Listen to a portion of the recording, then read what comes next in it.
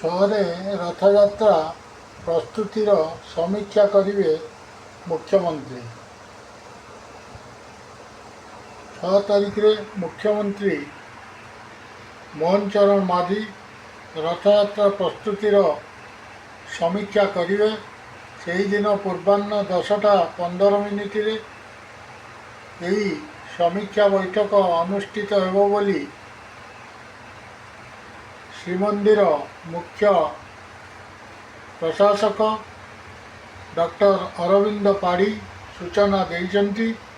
ସମୀକ୍ଷା ବୈଠକରେ ମହାପ୍ରଭୁ ଶ୍ରୀଜଗନ୍ନାଥଙ୍କ ନୀତିକାନ୍ତି ସୁଚାରୁ ରୂପେ ସମ୍ପାଦନ, ରଥଯାତ୍ରା ସମୟରେ ଶ୍ରଦ୍ଧାଳୁଙ୍କ ପାଇଁ କରାଯାଇଥିବା ବିଭିନ୍ନ ବ୍ୟବସ୍ଥା, ସୁରକ୍ଷା, ଟ୍ରାଫିକ୍ ପରିଚାଳନା, ପରିମଳ, ପାନୀୟ ଜଳ, ସ୍ୱାସ୍ଥ୍ୟସେବା ଓ ଅନ୍ୟାନ୍ୟ ମୌଳିକ ସୁବିଧା ସମ୍ପର୍କରେ ବିସ୍ତୃତ ଆଲୋଚନା ହେବ ବୋଲି ସୂଚନା ଦେଇଛନ୍ତି ଶ୍ରୀମନ୍ଦିର ମୁଖ୍ୟ ପ୍ରଶାସକ ଡକ୍ଟର ପାଢ଼ୀ।